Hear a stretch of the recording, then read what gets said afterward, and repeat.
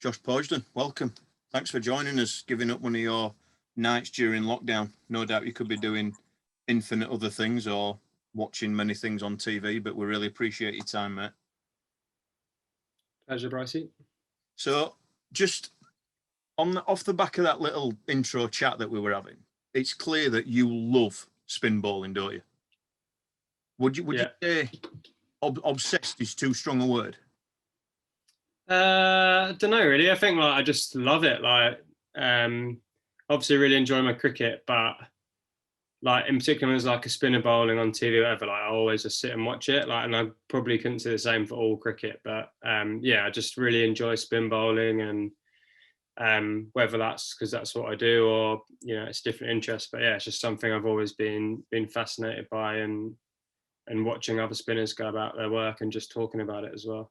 And seeing that genuine passion, you've taken that to another level in lockdown, haven't you? Would the podcast that you've launched, Spin Badger, is that something that was always on the radar, or did lockdown accelerate that? No, when lockdown started, I thought, right, it's probably going to be a long period, and I thought it'd be really nice to do some stuff away from cricket while I, couldn't really train properly. So there was a few bits and bobs at the start, and I kind of had the idea of maybe doing a spin podcast, but I just thought that would be, first of all, I wouldn't know how to do it. And then also I just thought, that'd be a lot of work. I don't know if I'll do that. And then kind of as the months went on, it just kept niggling away. And I thought maybe I'll do it. And I spoke to a few people, spoke to a few mates, and thought, I'll just give it a go. And then when I started doing it, it's just something I really like. The main reason to do it is because I love spin bowling, because I want to share a lot of the conversations that I've had with other spinners, which have been my best learnings, from more than, if you speak to a normal coach, it's hard to get. They can be really helpful and you can ask them for stuff, but it's the real spin specific stuff where you pick up the little gold nuggets. So I want to share that information. But then as I was doing it, I realized that actually I was just kind of going over a lot of conversations I'd had. So I think it also has had a really positive impact on my own cricket, and just thinking about all the different stuff that's I've learned along the way that's helped me get to where I am. Good man. And if I'm not mistaken, I think you've got one of your Spin Badger podcast attendees on this call. Lev's somewhere, I think. I saw Lev's name. What was that one like? Did you get anything out of it? No, it was really good. I remember when I did the masterclass last year, just speaking to Lev a little bit about bowling, and I knew she'd be good to get on. As someone who's obviously had a massively successful career, and I also think with Lev it was interesting getting a different insight into kind of how spinners in the women's game go about it, and if there are any differences, or if it's exactly the same. And Lev spoke really well, and I think it was really interesting hearing about some of the differences. Like, for example, I didn't even realise the rule about having to have an extra fielder in the ring in T20. So it was interesting, and like I said, my big goal is to hopefully share information. So if there's any girls listening to the podcast, hopefully they could have picked up some stuff from Lev as well. I've seen Tilly on the call somewhere. She's mini Lev, we call her. She don't like it, but from South Yorkshire, bowls it a bit different. Winners is laughing because I know that Tilly will be spewing with me right now. But yeah, definitely get on that Spin Badger. Give it a proper plug, Poysy, before we move on. So just if you put into Spotify or Apple Podcast Spin Badger, I don't think there's any other podcast called that, as I don't know what that would even be about. But or just Google it or have a look on Twitter, Instagram and stuff. It's on there as well. Good man. Making use of your downtime. Good on you. Yeah, I'd probably say a lot of the stuff I'm about to say in this next hour will be stuff that's on there, but it's definitely worth listening to other people and their perspective on spin bowling. Brilliant. So we'll kick off, mate, with one from Noah and Jack. Have you always been a spin bowler? And if not, what made you decide to become one? I wasn't always a spin bowler, I think, until I was 11 or 12. So I probably started playing cricket 8 or 9, and then just tried out everything. And I actually used to be a wicketkeeper. So just my club team, Brighton and Hove, down in Sussex. So I used to just take the gloves, and then, like I'm sure most people on this call do or have done, just go to the nets and muck around doing all sorts of different things. And then but I think, you know, I used to bowl a bit of leg spin, trying that out. And then I remember being in the nets at Hove. I think there was like a championship game on at the county ground there, and I was just bowling leg spin, and one of the like Sussex age group or, you know, district kind of coaches there and said, oh, you know, you bowl that all right. So I just went from there really and kept bowling it. And I got a trial for, it was like not the main Sussex age group, it's like kind of South Sussex, and got in as a leg spinner. And then I thought, right, maybe that's what I'll do. And then just went from there really. Good stuff. Now this is an interesting one for you, because having read a little bit about your background, you might be able to explore this question a little bit further. What age did you decide you wanted to become a professional cricketer, and what was your route to becoming a professional cricketer, which is the bit that's interesting for me? Yeah. So when I saw this question yesterday, I thought, right, it's probably spend about the whole hour just going through the kind of journey. But I think inside of deciding I wanted to be a professional cricketer was like something I always wanted to do. Like, it's a really clear memory in my head of when I was at primary school, like probably like year 3, year 4, maybe even younger, of some like a university student came in and they're basically doing it was like a questionnaire, like, oh, you know, what do you want to be when you grow up? And I remember writing down professional cricketer. And you know, that I don't even think I was playing like, you know, club cricket then. So just something I always wanted to do. And I know there's another question later about what other exercise did I do when I was younger. I did play other sports, but the only thing I was any good at was cricket. Like, I was terrible at everything else. So it was kind of the only real thing I was good at or wanted to do. Then in terms of the actual journey, it was just very different. Like, you know, I'm sure there's some people on this call who might play for Yorkshire age groups. I'm sure there's some people who don't as well. But I basically, like I said, I played that kind of district cricket in Sussex, so like South Sussex, which, you know, wasn't really anything special to get into. There's, you know, there's 50 kids in each age group in that. And then I played 1 year of actual county age groups, which are under 14s.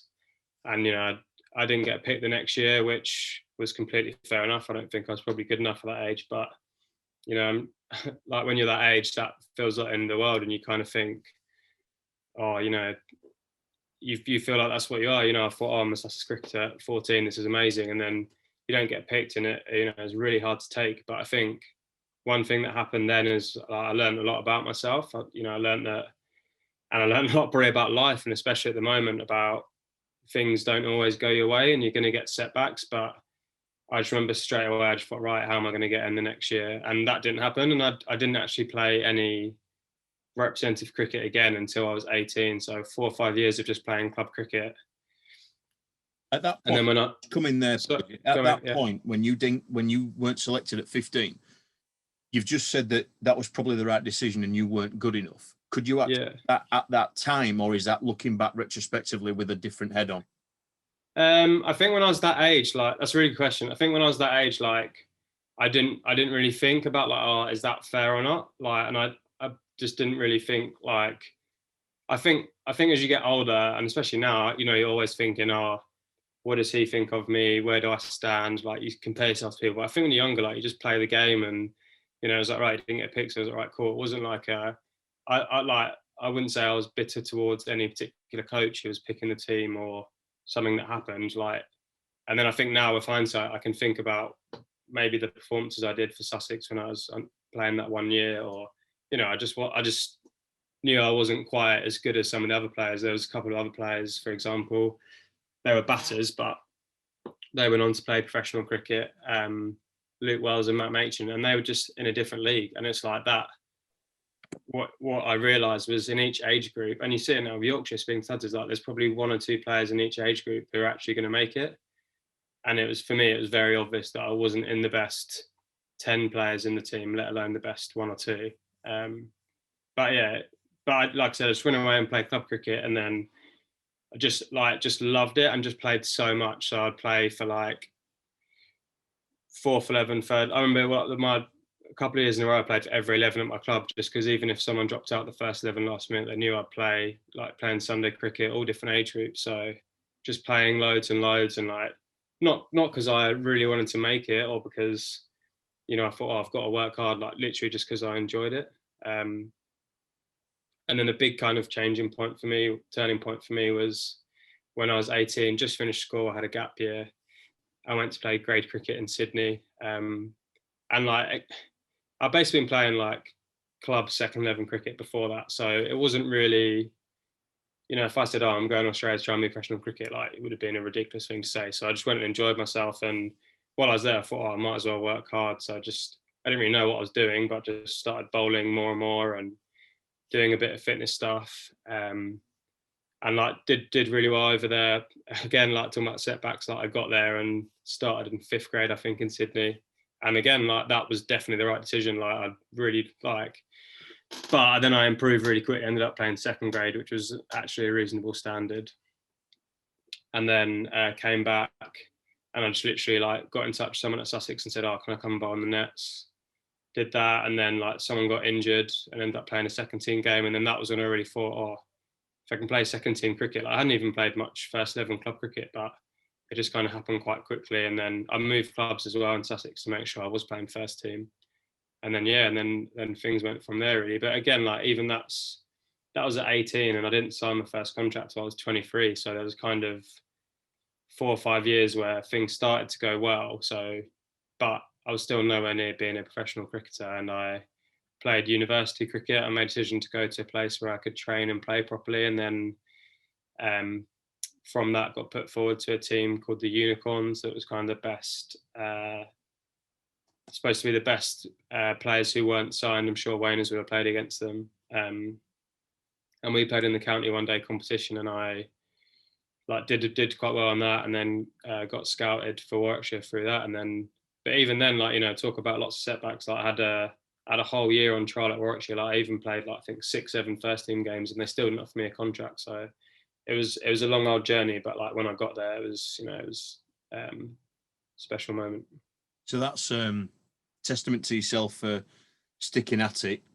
That you didn't take the conventional academy route straight junior pro, second team, first team. The ladder. The university option were a good one for you. The Unicorns, which I thought were a great concept, gave you another bite of the cherry, and then it happened for you.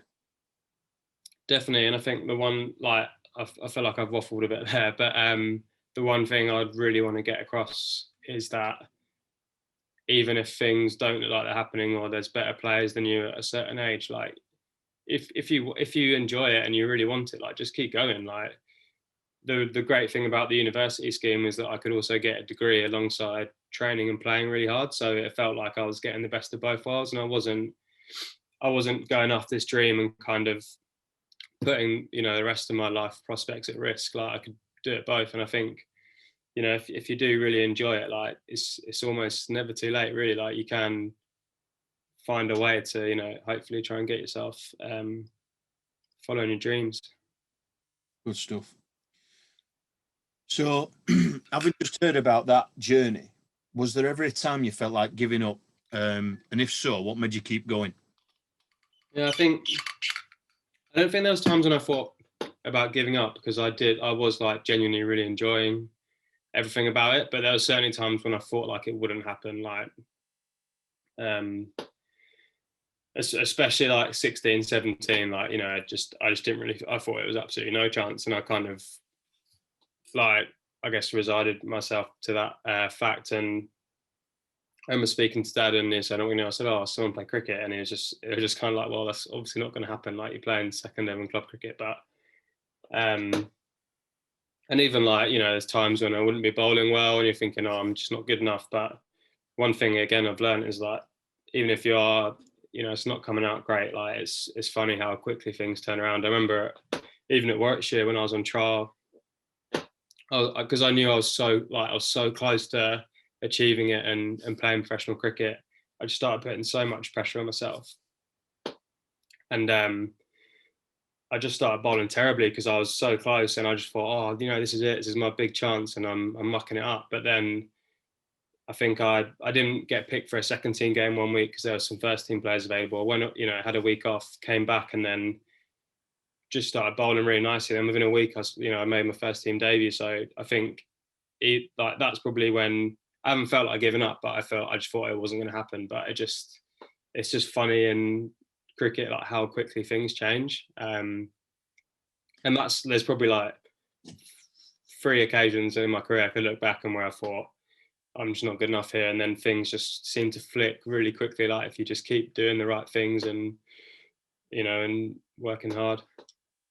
I know when you said then about, you built it up and it didn't go well, Yeah. it didn't perform well. Werner speaks all the time about every time he puts pressure on himself, or he just he builds it up, feels the pressure, he goes tense, and his shoulder, Yeah, definitely. all his limbs get shorter, and he drops the ball short, and then just about relaxing and keeping that level head, and the performances come.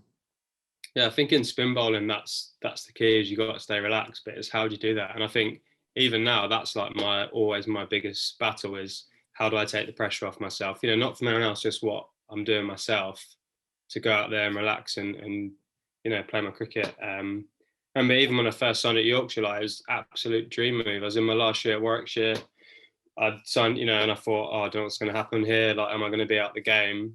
After obviously having that journey of working so hard into it. And I came to Yorkshire and, brilliant, signed a 3-year contract at, one of, if not the biggest club in the country. And, everything was perfect. I was going to get a massive opportunity in the championship and stuff. And again, I just put all this pressure on myself and kind of struggle for 2 or 3 games. And that's always going to happen, is you're going to have the ups and downs, and it's just what you learn from that. And I think the beauty of that is, like we're going to go on to, I've had a bit of bad luck last couple of years, but I feel like when I have played, I've been a lot more relaxed, and you understand yourself a lot more about how to get the best out of yourself. Dougie wants to know a bit more about your past, and what other exercise routines did you have when you were growing up, apart from playing, as we've just heard, for every cricket team possible? What else did you do? I think like when I was like a lot younger, obviously at school, you play a few other sports. So I just played like a little bit of football, but I was absolutely terrible, but I just enjoyed it. What with the pre-match games? Are you still allowed to do it in warm-up? It's cancelled now. I think ever since Rory Burns got injured in South Africa, that's marked it for all county cricketers. But to be fair, like for me, like I enjoy it, and especially I know the lads love it. But like because I'm so bad, I'm like it's not the funnest time of the day. But it's all good fun. And then just a lot of running when I was younger. Really, like I didn't really know what, because I wasn't really on a county pathway or on an academy, and I guess even didn't have access to something like Pro Coach. I know you've done some stuff with Pete recently. That would be, if anyone sees that would be great. But I didn't have access to anything. And even now, like I'm sure if you went on YouTube, you could search like cricket fitness, and there'd be some great stuff there. Yeah. So just a lot of random training that I thought I was doing the right stuff, but I probably wasn't. And then as I got older and as I got, around county setups, just got a lot more structured training programs, and kind of my fitness improved quite good. I've always been a good runner and stuff, but just in terms of like getting stronger, like I think when I was 18, 19, I put on about 12, 14 kilos in about 18 months, just because I'd never done any strength training. So I'm not a big lad now, but I went from like being completely wiry to having a little bit more strength and power. It's massive now in modern game. And what Josh meant when we've done some filming of some strength and conditioning videos, so we'll be getting those out to you to be coupled with what Kieran's already providing. So massive in lockdown. We need to come out of this fit and strong, don't we? 100%. Yeah, that I think alongside like the personal development stuff in the first lockdown, that was my big priority. Was right. I know I can do a big block of fitness here, so it's just doing what you can, really, isn't it? So leading on to Noah's question perfectly. What's your current training routine then? How often are you training? So in terms of strength conditioning stuff, we have 3 strength sessions a week, and PR, S&C is very personalised to each person. So like I said, aerobically, normally I'm pretty good, but I'm very slow in terms of like short distances. So I have 2 speed sessions a week, and then 1 kind of conditioning, whereas someone else who's quite quick but maybe needs more work on the aerobic side, they might only have 1 speed session and more running. And then all our gym program is like very personalised. So for example, for spinners, Pete the S&C and Ku the physio, I think hip strength and hip mobility is really important. So I have a lot of that in my program. Whereas like a fast bowler might have different stuff that's more applicable for them. Yeah. This is this is going to be a tough one, I think. Do you set yourself any targets to achieve? From what you've already said, I think you're pretty level-headed and you'll keep it realistic. And if so, what are your current targets? Yeah, again, great question. I think I've massively changed on this over the last 10 years. So I think when I was that age, 18, 19, I used to set loads of goals. I probably still have them written down somewhere. So for example, my main goal was always get a contract. That was kind of the top thing. And then I'd have stuff that would link off that. So it might be like, right, at university in my first year, I used to play 3 first-class games. And I was like, right, play one of those games. Then it'd be like, right, club cricket, and I'm going to play every game. Can I get 40 wickets in the league? And I used to be really set on my goals. And that happened. That I continued that until probably about 4 or 5 years ago. Like, so even when I was at Warwickshire, starting off there, it was that, right, make first team debut. Then once did that, it was get X amount of wickets or play this many games. And I kept going with that. And the reason I stopped doing that was because when I was young, it was great. It was a real motivation for me. It gave me a lot of clarity about what I wanted to do, especially when I was in a kind of big pack of like university cricket where everyone wanted to be a pro, but I knew I had to, almost rise above that. So I thought, right, it gives me really clarity about how I'm going to get to the next level. And then like what Wayne has mentioned to you, Brycey, like I found that eventually it got to the stage where I was training really hard, whatever. It wasn't making me train any harder. It was just putting a bit more pressure on me. So, for example, at Warwickshire, I had a bit of success in the championship where I got like a 5-wicket haul, and it was like, right, next year I want to get 20 wickets. I knew I wasn't going to play every game because we had Jeet and Patel as the main spinner, but I thought, right, if I get 20 wickets as second spinner, that's a good season. Yeah. And they picked a different spinner as second spinner at the start of the year. And I thought, well, I'm not going to do that goal now. Like, that's no chance. Then you kind of spiral a bit, and I just found that I was just putting too much pressure on myself. So I decided to stop winning goals. And also I've changed my mindset a little bit in the last 2 or 3 years about, I know I'm going to put the work in. So it's more just about enjoying it. And that's kind of where I've gone down. But at the same time, like, I don't know if it's because I haven't, obviously with the lockdown stuff, we haven't played as much cricket, so I've changed and you have more time to think about it. But I kind of got a couple of goals in my head at the moment that I'm not thinking about all the time, but like I know they're there. So I think the 2 main things would be, I've been really lucky at Warwickshire. Like I won the T20 competition, I won the 50 over competition. So now it's like, right, if I could be involved in a championship winning team, that'd be amazing. And it's whatever, we've signed Don Best now, so I don't think I'll play every championship game, but can I play 2 or 3 games and contribute, and then we go on to win it? So that's like that's a big goal. And then the other one is we obviously got the 100 competition coming in this year, and I haven't been picked for it in the previous draft. But I think, leg spinner is always in demand in short form cricket. So if I've got picked for that, I've had a good T20 season for Yorkshire this year. So that's kind of the other thing. And I think, so that, like, although I said I don't set goals, they're the 2 things that I've kind of got in my mind at the moment. Good man. Well, wish you all the best with those. That were a top question, Lewis. This one is gloves are off, Poysden, and Seb wants to know, what was it like recovering from a fractured skull? But if we can rewind, can you just tell the story as to how that actually happened and then lead into that? Yeah, definitely. So, like I mentioned, I had a bit of bad luck last 2 years really, but so it's 2018, so my first full year at Yorkshire. 2019. Played all the one-dayers, did all right, and then there's a bit of a break, and then we had the T20 competition, and we just played the first T20 where we lost. So too much speaking, my voice is going.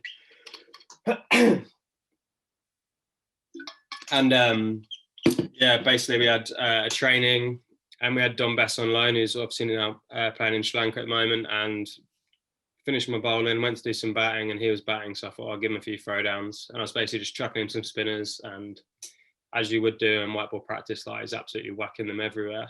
And then basically just went to hit one, and he hit it a bit flatter than he would have wanted, and it basically just hit me in the side of the head about here, I think. And was just a funny one. Like everyone around me was just like in shock, like thinking I was dead basically. But I actually felt okay, so I, stood up straight away. So obviously a little bit shocked at what had happened, but like I knew I was okay and felt all right. But as you've probably seen watching cricket, professional cricket, there's a lot of concussion protocols. So basically what happened was I went and saw the physio.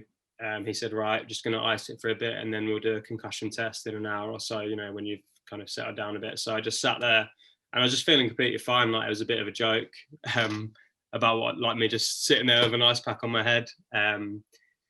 And then went to the concussion test. And, before we started, I just asked Kiyar, so, what happens if I failed the test?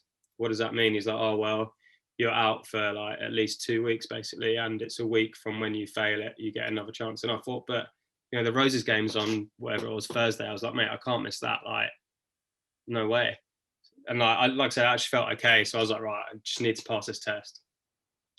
Did it all. And then got to the end and Q said, he said, it's 50-50. He said, I could pass you, but I just need to speak to the doctor. And the doctor said, look, if there's any doubt, you can't pass him. Like, you gotta say it's a no. So he said, yeah, look, I'm sorry, mate, it's a fail. And I just thought, oh God, like I'm missing the Roses game. Like, this is an absolute stinker. And then literally within like a couple of minutes, I just started feeling terribly. And I like looking back now, I wonder if that was because I was, really trying to put on a brave face because I just desperate to play in the Roses game. Like I still haven't played in one now. But then, yeah, I just started feeling terribly and like basically was sick a couple of times, came home, was lying in bed with the lights off, just like not in a good way, was sick again. And then basically, luckily, Pete, my housemate, is the strength conditioning coach. So he ran coup and basically took me to hospital. There for 3 or 4 hours, got a scan, waited another couple of hours for the results. In that time, like I started feeling fine again. So I was thinking, oh, the scan's going to show nothing. Like I'm obviously going to be out for a few weeks with concussion, but it's all good. And then, the nurse came and she's like, oh, we've got your scan results. And I could see there's a worried look on her face. And I just thought, what is this going to be?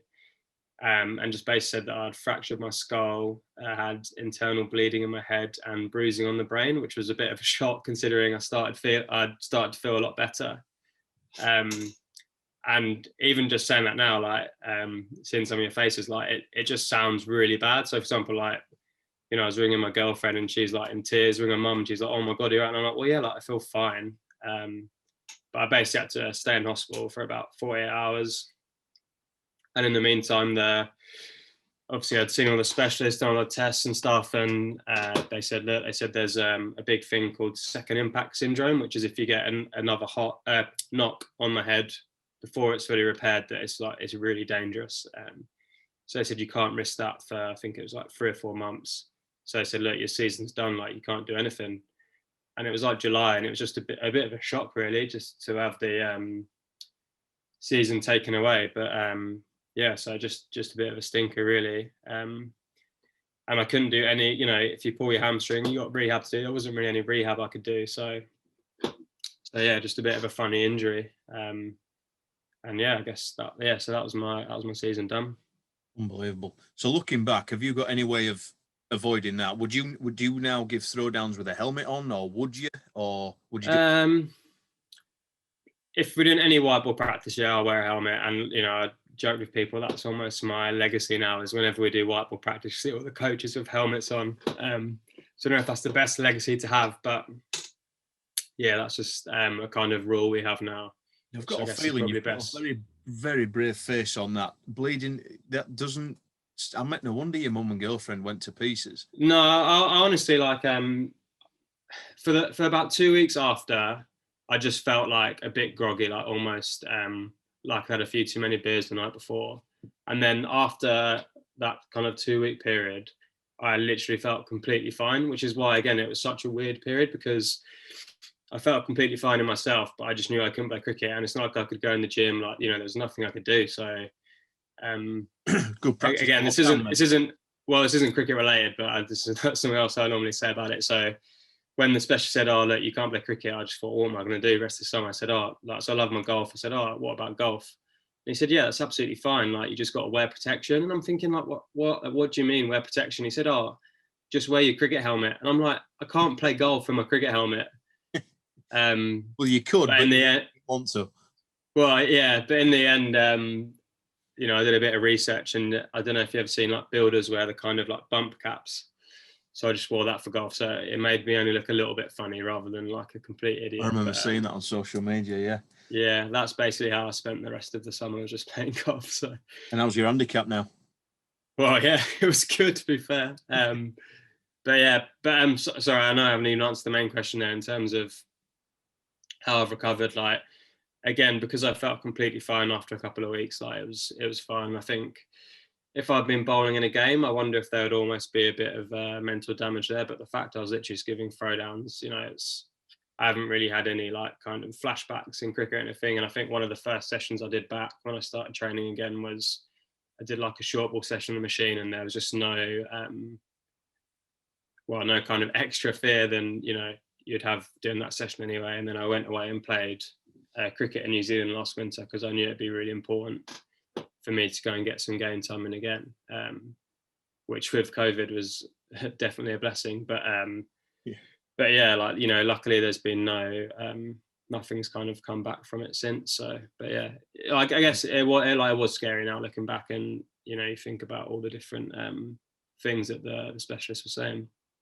Did I read today that Cody's developing, or is that a joke, or is it genuine that he's developing? No, he is. Yeah, I know Cody has he started a couple of years ago a clothing company with his brother, and then I think it's just something he's looked into because I know like Luke Fletcher as well got hit. Yeah, that was horrific. Yeah, I was there for that game actually, and Sam did it to one of my best mates, and it was a horrible incident. And so, you know, it's something that does happen, and he's kind of developed a little prototype. When I was in New Zealand, there was a bowler who wears like a hockey face mask called Andrew Ellis. So yeah, I wonder if it's something that, well, I think it will all come into the game at some point. But like, you know, for me, like I almost wouldn't feel comfortable wearing it if it took away from my bowling. I feel like leg spin's a very fine skill anyway. So if you had something on that made you feel a bit uncomfortable, it probably wouldn't be for the best. But no. Yeah, I guess at the same, you know, it's something that could always happen. But like I said, because if I felt like if I was bowling, well, first of all, I'd hope it wouldn't just get hit back at me as hard. But also, I think you'd be a bit more switched on. So yeah, rather than just kind of lobbing them up. No, I think that's covered your how did he mentally recover from your injury. But I like this one, this angle from Lewis. During your rehab or your recovery, because there was no rehab, did you ever have any concerns about your ability to return to cricket at the same standard? Yeah, that's a good question. I think, I guess no, not really. But at the same, like, I think with any period out the game, I don't know what you're like, Brycey or Wayne is like, but for me, like I like bowling a lot. So having such an extended period not bowling, you know you're going to be fine, really. But it's always there, like, oh, am I going to be as good from a period out? I think, like, say if like I broke my spinning finger really badly and I didn't have the same movement, then that's kind of injury I'd be really worried. But like, you know, a head injury where I know I was fine in myself, I didn't really think about it. And then, like I said, I went to New Zealand, and my first game back there, I did well and got 5 first. So that was like a really nice moment where I thought, right, everything's going to be fine. Like, you know, it's back to normal. Instant success builds that confidence back up. For everyone on the call there, I think if and when we come out of this lockdown, your first net session, just listening to Josh there, and certainly how I react, and Wayne's can come in at this point as well. If your first net session goes well, treat it like a complete bonus. If it goes horrendously, I think that is to be expected, and just accept it and just work hard. Go back to basics and work hard. But I know that every winter, if I come pre-season, if one of the first 3-4 balls lands somewhere near, it's like, tick that box, just forget and go into autopilot and bowl again. Wayne, what's your go-to with that? If you were to come back, your first ball after lockdown, let's say we're allowed to get going in April, so you need to get some overs under your belt. How are you going about it? Yeah, I mean, being a spin bowler, I'd be trying to just get that volume back up. So like Josh said, we're trying to just bowl as much as we can throughout the season, keep your form up. But it's like unprecedented times at the minute where a lockdown every so often, you're coming back, you feel rusty, and then you get back into it and there's another lockdown. It's like you've just got to get your volume back up, and if that means bowling at a cone for on your own for as long as it takes, like sessions, just building it back up, that's the way I'd go about it. Get down to cast, just get somebody who I know at the club who could mitt and just bowl and get yourself back into a bit of a rhythm. But it is unprecedented times. I don't know The luxury we've coped with all this. I think the luxury we've got as club cricketers is we can go and find a bit of privacy to do that at our local clubs. Josh and Lev, unfortunately, you're going to be on TV doing it. So it's and all right, you might have had more prep than us, but there's a bit more pressure there than me and Wayne is in the nets and all these players in their nets doing it, or a little bit at home, you know. So yeah, I think it is all relative though. Like same with Wayne is like, you know, everyone puts pressure on themselves. So, you know, it's not to say me playing professional cricket is any different to like Noah playing his club cricket. And I think like you spoke about expectations, like that's a really interesting thing. And again, I think that goes back to what I was talking about of goal setting earlier. Like if you put really high expectations on yourself, you're only really setting yourself up to fail.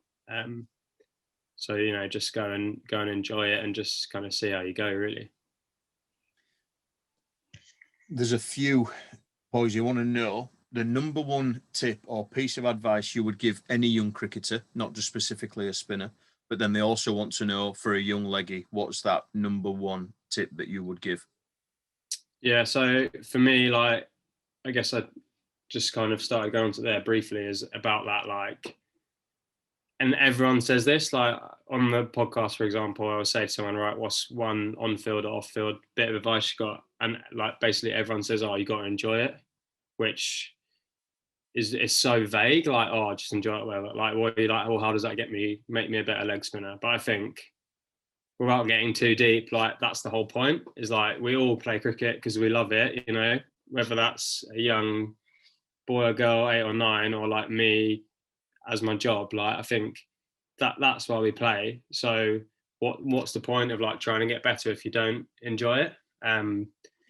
So, you know, and that's working out, what do you enjoy? Is it the hard work and then that paying off? Is it that feeling of like a perfect leg spinner coming off? Like, you know, like I said, with my route into the game, there was a lot of hard work and there was a lot of kind of rogue times, but because I enjoyed it, it didn't feel like that, which meant I could keep going. It wasn't like I had 1 year and nothing happened and I thought, it just felt natural to keep doing it. So I think just really enjoying it, and, you know, definitely enjoy the good times, but also like don't, you know, if you're having in a bad patch, like just don't fret about it too much, or don't put yourself under too much pressure, because I think, you know, it is a game, so enjoying it is so important. Would that go for anything different for a leggy, or would it just be across the board? I think I knew I'd get swing bats at some point from looking at some of the questions. So for example, who put this? The question was by Yusuf about like what length you bowl and that kind of thing. For me, like I think as spin bowlers, and this would be like my one tip probably, is if you just try, like, it's easy to get caught up, say, oh, I should bowl here to him. Like I think at the end of the day, like if you're bowling your best ball, you know, your best stock ball, that's going to be, and if you're trying to do that, that's probably the most effective thing. So, you know, if someone's coming really hard, or someone's really being really defensive, or you're bowling at someone not very good or a really good player, it's just about bowling your best ball. So that's not just thinking, oh, I hope it lands and the batter makes a mistake. It's really trying to work out for you what's your best ball. So for me, again, this is another question for later, talking about the best coach I've worked with, but Stuart McGill, who I know some people on this call definitely would have heard of, but some maybe wouldn't have. He was kind of the understudy to Shane Warne. You know, had a really good career in his own right for Australia, still got 200 test wickets, but he's someone who I spent a lot of time with in Sydney in the winters, and his whole coaching philosophy is about bowling your best ball. So with the first session I had with him, he got me to write down, you know, what is my best ball? And it wasn't just like, oh, it pitches on leg, hits top of off. It was, what do I do in my run up? How many steps is it? How do I mark a run up out? what speed am I going into the crease, all those things, and you really nail it down. And he said, right, you know what it is, just keep doing it. And then, you know, that's the key, is really having that focus to bowl your best ball every ball. It gives you a really clear focus. And you spoke about just bowling at a cone, you know, Wayners or whatever, but I think if you do that and you're trying to bowl your best ball, then that's brilliant. Because if you try and bowl your best ball and you miss it a little bit, it's still going to be a really good ball. Good stuff.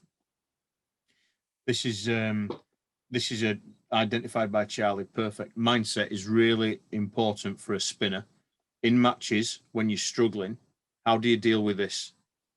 Do you have any tips that you could help with anyone with? So you're in a game, you're in the middle of the battle. Yeah. Someone's either got on top of you or it's not coming out as you, and everything feels weird. What have you got for us? Definitely. I think, you know, first of all, that's going to happen. No one's going to go through their career and feel $1 million every day. So for me, it's kind of probably two things. So the first thing is be really clear about, right, I'm trying my best ball here. You're not just hoping it's not a drag down or not a full toss. You know, you really try and do that. And then for me, like, I have a big Q word, like a buzzword for me that I always try and think about. So it's almost like a process. So for me, it's just being like really aggressive, because I think when I'm really aggressive, that gives me the best chance of bowling my best ball. So not only bowling accurately, but also putting a lot of revs on it.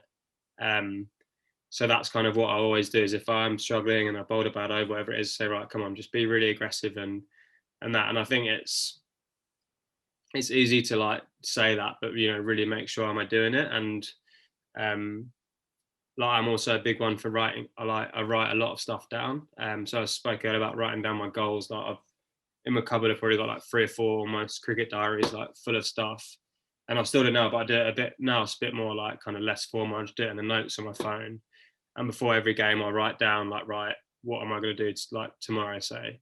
And the first one is always like, be aggressive. And then the second one might be like, trust myself, or, you know, whatever I want to do. And then probably more for like T20 blast games, I'll go through the batters and say, right, this is how so-and-so is going to play me.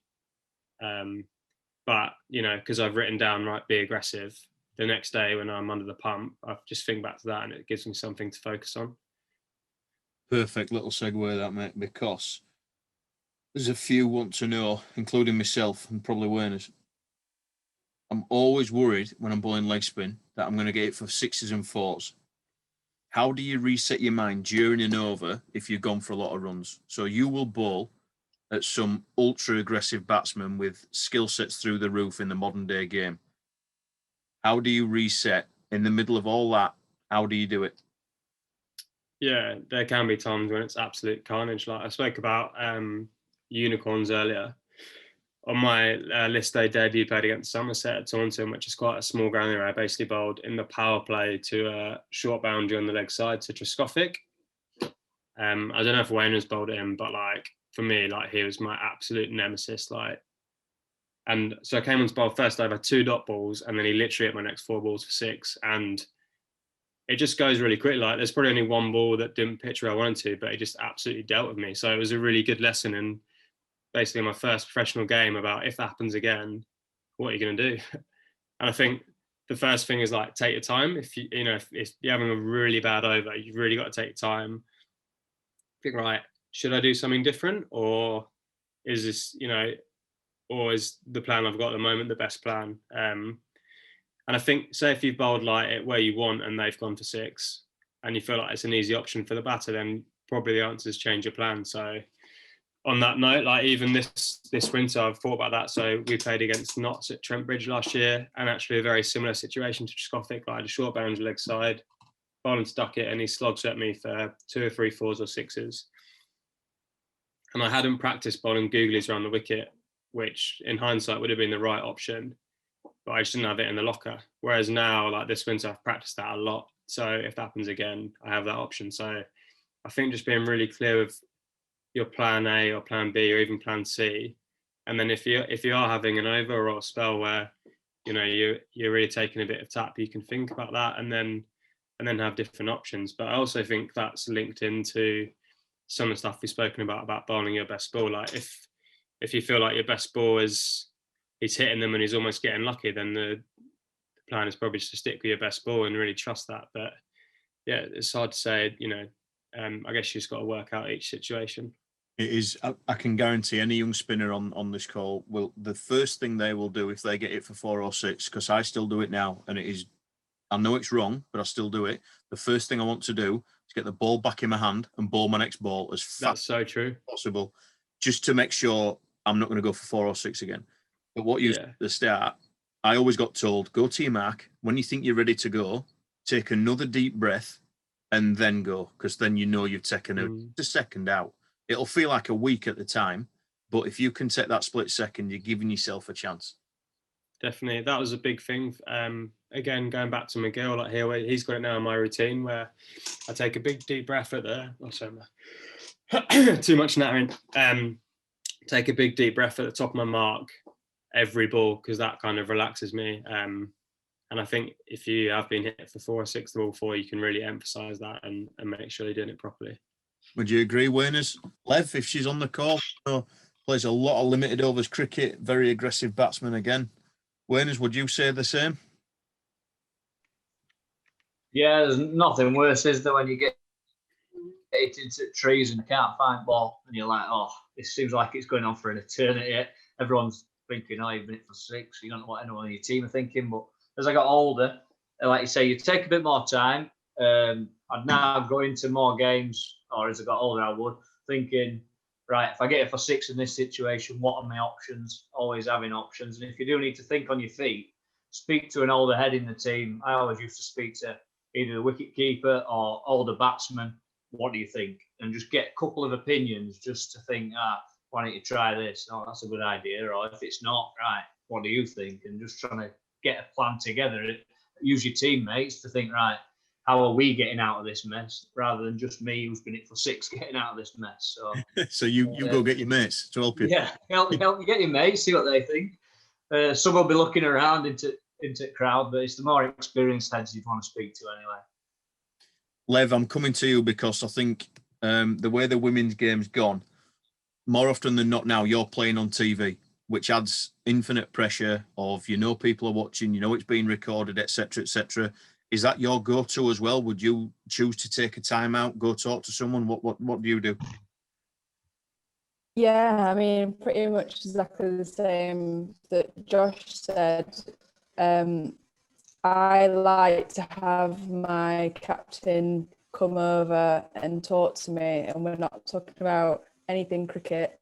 It's just take time, captain run over to me and purely taking time out of the game. Perfect. Just to be clear, Lev's all right, everyone. Her internet connection's quite poor, so when it was slow at the start there, she is actually fine. Cheers, Lev. Sorry. It's all right, just sounded a bit funny. Josh, back to you, mate. When you're bowling, what type of batsman do you prefer to bowl against?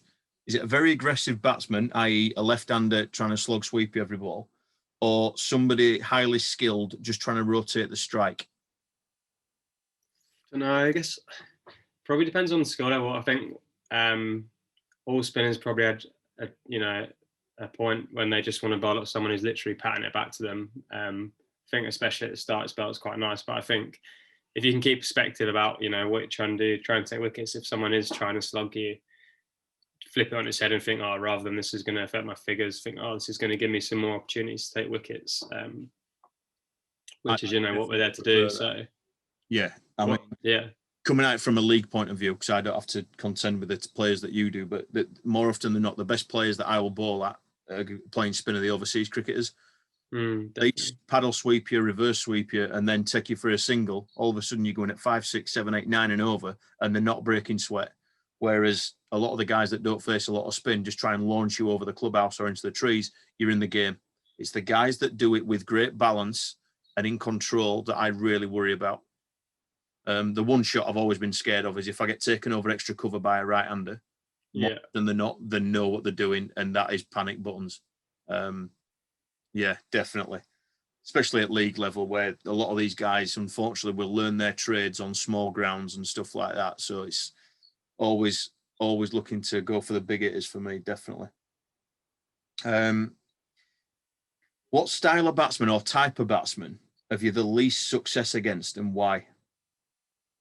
I think the obvious answer would just be like left-handers, because it's, you know, spinning it into them. But I think as a wrist spinner, because you can spin it both ways, that's not always the case. So I think, so like left-handers with a short boundary is obviously the obvious answer. But I think something I find quite hard is, and this happens a lot in first team cricket, is people who just have like almost what you're saying, Bryce, like a really good game plan. And because we play against a lot of the same people and they watch a lot of footage of each other, they kind of know what I'm trying to do. So for example, for me, a massive strength for me is I get a lot of drift in the air. So on a especially if pitch isn't spinning much, bowled and LBW in particular is a massive dismissal. So you see some people against me will just stand outside leg stump. And I know they wouldn't do that normally, but they're aware of what I'm trying to do. So I think when people have kind of worked you out like that and they've got a game plan, it is hard. And then, you know, you have to think, right, they're trying to do that. How can I combat that? So yeah, it just depends really. And you'll react. You'll just keep reacting, especially in modern day game. You've got to, aren't you? The second, yeah. Well, say in T20, for example, if someone's like, right, just trying to stand outside leg stump, I can think, right, I'll just bowl wider, and they won't be able. You know, it's harder for them to reach it. You know, whatever it is, you just got to. You can do all the analysis and homework you want, but you've got to be able to adapt when you get into the game. I'm assuming Yusuf's put his batsman's hat on or his wicketkeeper's hat on when he's asked this second part. Which type of spin bowling, or let's focus on this bit, the length, do you have the most success with? And why do batsmen struggle with it? So like I said, my mindset is I'm trying to bowl my best ball. So I'm trying to hit that perfect length every time. But having said that, I always try and bowl fuller, maybe than some spinners. I think part of that is because of what I spoke about with a lot of my strengths, what I do in the air with the ball. But I also think, I guess a bit of a theory for me is like, I always think if a bat's playing you on the front foot, they can only hit it in certain areas in terms of quite straight. It's hard for them to hit squarer. And I also think if a batter's going forward and driving, it's going to give me more opportunities for wickets, you know, whether that's caught cover or nicked off, rather than off the back foot. They can hit it anywhere. They've got a lot of time to react to it. So I always try and bring the batter forward. So I'll try and be on the fuller side rather than shorter. Perfect. Lev's done a great job here in organising these questions. So leading on from that, Joe Root gave a masterclass in playing spin last week against Sri Lanka. What was he doing right? And then the second part of that, which is great, is what would you have done as a spinner in that situation? What would you have done differently to Joe Root last week? Yeah, so I didn't watch every ball, but I did see quite a lot of it. And he obviously batted beautifully, which I think when you watch people in international cricket adapt to different conditions, that just shows like how skillful they are. But from watching it, it just seemed like he swept a lot, and that was his bit, you know, that he thought, right, that was the best game plan for that wicket, and that's his strength. And when he was around for the T20s in the summer, you know, I did try and bowl him a lot on the nets, and he did tend to sweep a lot. But I think for me, when someone sweeps, I'm not saying this would work against Root, say, because obviously a brilliant player, but I think you have two options. I think you can go slower and bring your length back to try and almost get a top edge and deceive them. So a big mode dismissal will be like caught short fine leg. Or you can go the other way and go a lot fuller and quicker and try and almost beat them and get under them. So, you know, bold LBW. And I think personally for me, that's what I look to do when someone's sweeping me. But so that might have been what I tried to do. You know, you're not going to be able to do it every ball, but just as a change up. But he's obviously a very skilled player, and he's probably not going to miss it that often. The other thing you can do is just completely cut the sweep off with your field and have loads of people there and make him do something different. But I guess he's obviously batting for a long time for a double hundred, so you probably got time to go through a couple of different plans. Definitely. Greeny, I'm going to come to you. From a put your batter's coach's hat on, what else did he do really well that is highlighted and will help any young batter against spin? Yeah, well, I sent you the video, didn't I? You did. The England under-19s have done a lot of analysis on how Joe plays spin, and a big part of it is how he commits both back and forward. I'll pass it on to Chris so he can pass it on to you guys as well. But there's a clear difference So when you see from side on where his connection points are, there's never any shots where he's been trapped on crease. So I'd say that's more of a positive mindset, that he's committing, he's judging the length really well, and he's committing to either going forward or going back. But that comes from a lot of practice as well. And Josh will have seen him in the nets. He doesn't have a pointless hit, does he? He's always got a real focus on his training as well. Perfect. Classic one for any spinner, Poysden. How do I get more revs on the ball? Yeah, I think first of all, like, revs are so important. Going back to me being a bit obsessed by spin ball, I remember probably more, this is also pretty linked to me being bored in the library, but I remember when I was at uni just searching kind of like spin bowling into the Google Scholar and seeing like what kind of like scientific studies had been done. And the first one I saw basically said, what is the difference between the best spinners in the world and club cricket spinners? And the main thing they found was international spinners, every single one put more revs on the ball. So it's basically like the more revs you put on the ball, the better you're going to be. It wasn't like, oh, you might put loads of revs on it and you might not be less accurate. It was literally like the more revs you put on the ball, the better you'll be. So I think first of all, like, it's so important to do that. And then in terms of how you do it, it's probably a real combination of a lot of things. So first of all, like, you've got to have the intent to spin it. You can't just like lob it up. You've really got to try and spin it hard. And then if you're doing that, it's probably linked to, first of all, like, technically, like, is your action as good as it can be? And I think I'm, with my coach's hat on, I don't, when I'm coaching young spinners, I don't obsess over actions. I think everyone has their own different way of bowling, and you might try and get things closer to like the perfect action, but it's never going to be that. So I think doing what you can technically in your drill work or whatever it is to get your action better is one part of it, and the other part of it is probably linked to your fitness. And you wouldn't think, oh, strength work's that important for a spin bowler, but if you're stronger, you're going to be able to put more revs on it, and you're also going to be able to put more revs on it for a longer period of time. So they're probably the three things. So the intent to do it, having as good as action you can, and then also being strong enough to do it. Perfect. This is a nice tactical point. From a wicket keeper, please share some of the basic ways that you work closely with your wicket keeper, and who have you had your most successful relationship with? Yeah, great question. And like, I'm pleased you asked it, because like it's so important, and especially in young spinners, you probably don't think about it that much. But for me, like, the wicketkeeper is always such an important relationship for me and the team, probably second only to your relationship with the captain. And first, like, the first thing to say is like, they're your eyes. They're seeing what the batter sees, basically. So they can talk about how you're bowling in terms of your pace, your line, you know, whatever it is, they're seeing it from the, you know, the batter's point of view. The thing I like, every keeper, even in club cricket, I'll do this, is ask the keeper about the angles of different fielders. So is he in the right place? You know, what do you think? Because again, they can see the batter's view, so they know, you know, what if a fielder's in the right place, basically, of where the ball's likely to go. So it is a really important relationship, and the best relationship I've had is probably with I get on really well with Tats, to be fair, and I think Tats is basically the only keeper I've had at Yorkshire, apart from Pooran for one game maybe, and Bairstow for a couple of games maybe. But like, you know, so Tats someone who's really good, and Tats actually like used to bowl leggies as well, so it's quite unique that we can speak about that, and he knows kind of what I'm going through, what I'm trying to do, whatever.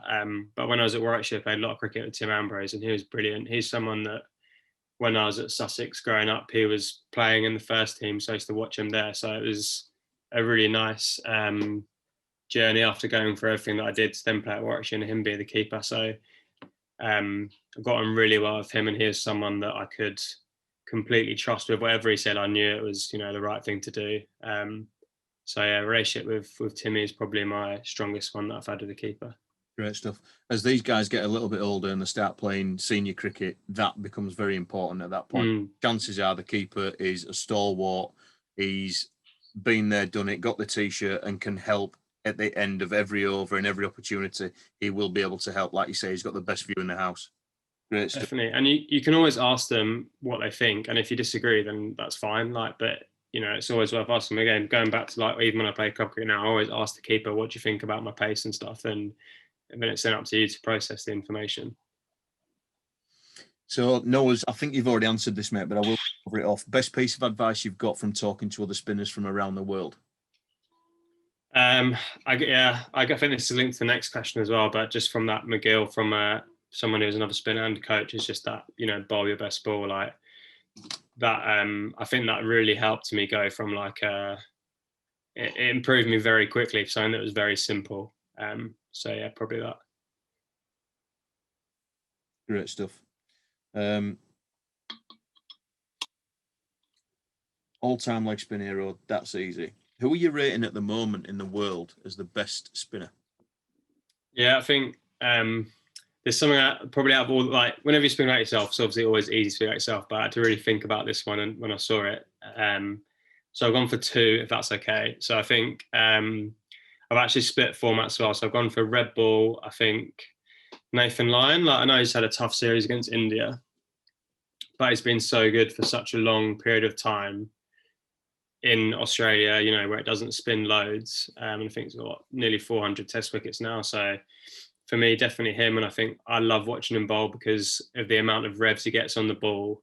You know, there's so much on it, and it makes, like what Greeny was saying about route going right back, right forward, the more revs are on the ball, the harder that's going to be to pick length. So I think that's what I've gone for Lyon. Then in T20, I've gone, and white ball, I've gone for Rashid Khan, just for, it's been around for a while now, and it still seems like no one's really got a clue what's happening, which is a sign for me that it wasn't just a mystery spinner who came on and on. You know, to have, again, continued success just shows that he is actually really skillful.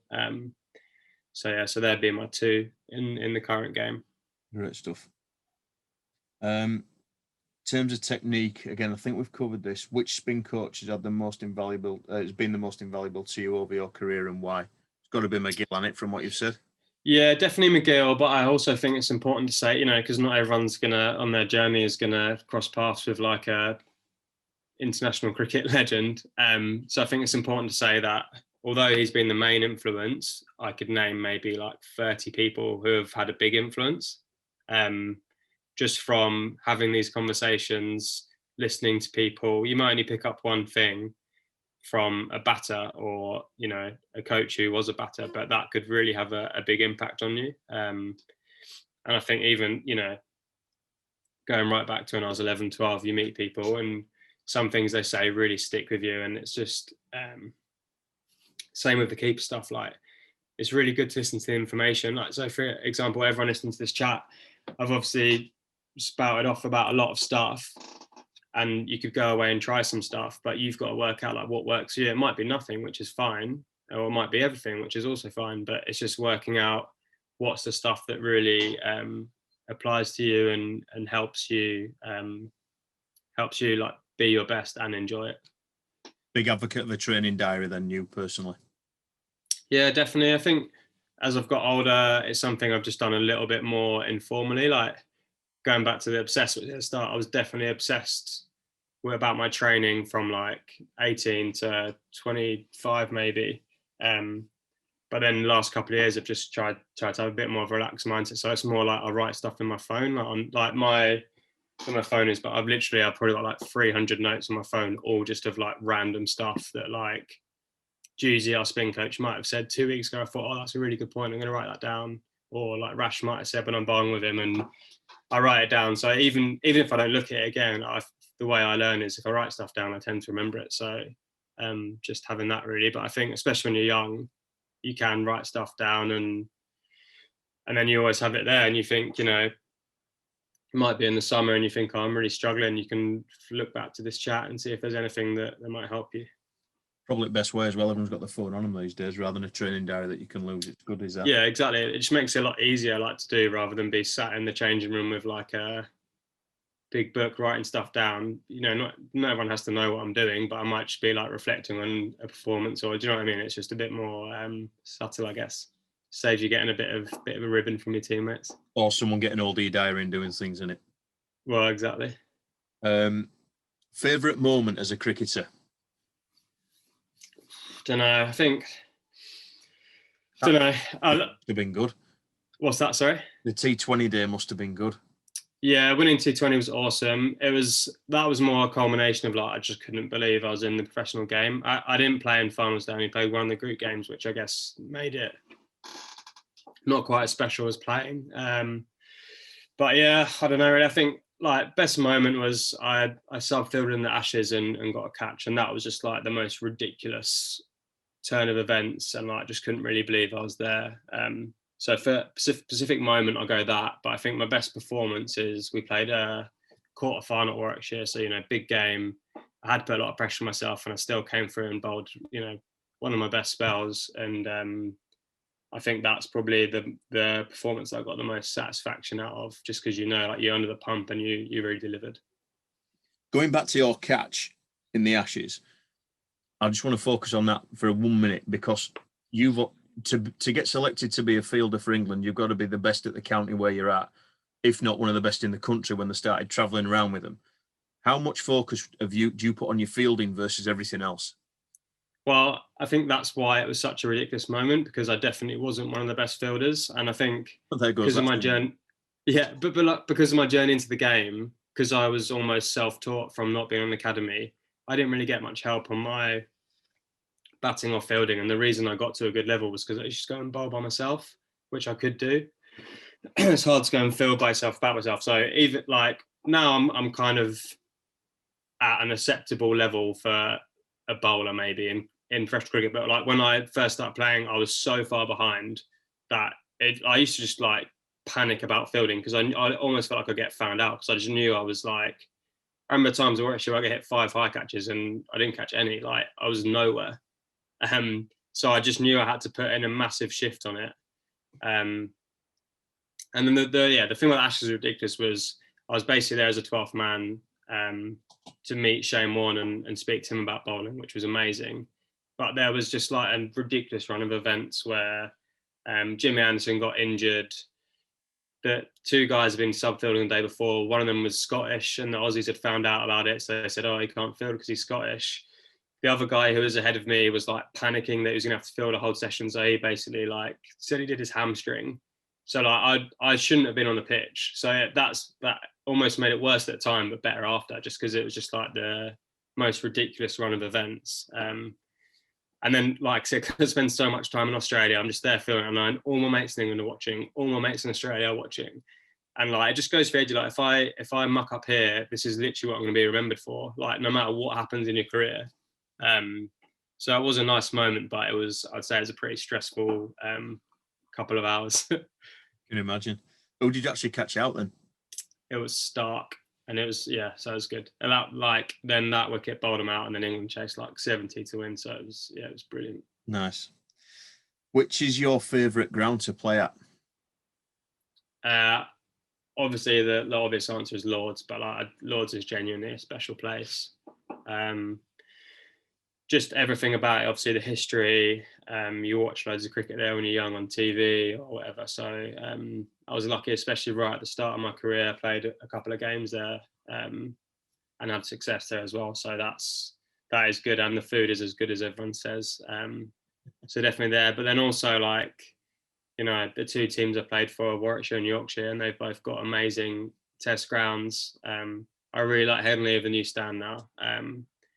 So like I said, I've missed the Roses games the last couple of years for various unlucky reasons. So I'm hoping this year, well, hopefully with lockdown and stuff, we get a full crowd in at Headingley, and that'll definitely make that a special place to play. Fingers crossed, mate. We get some crowd.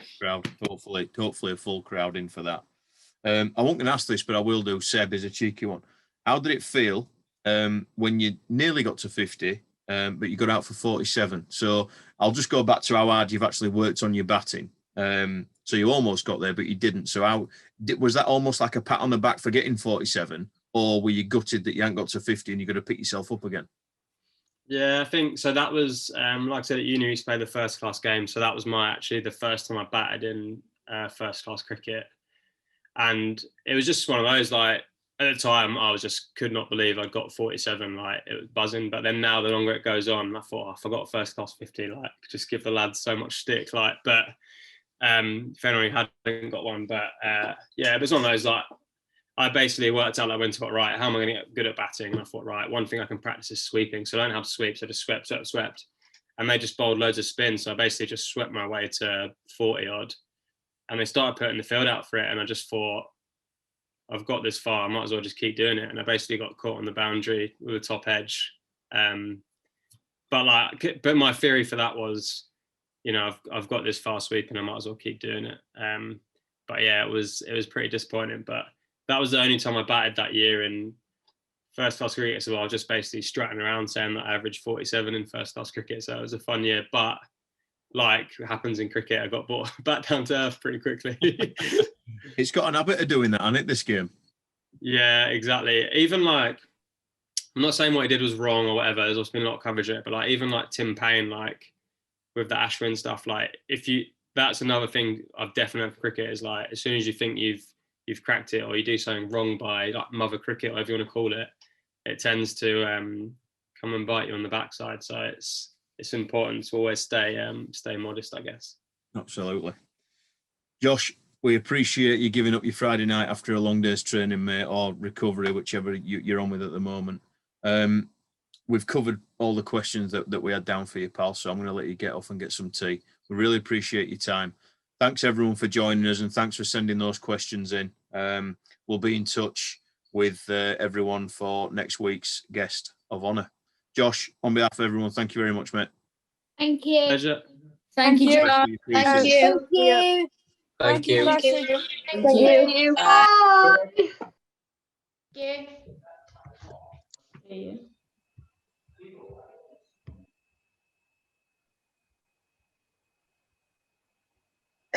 Thank you.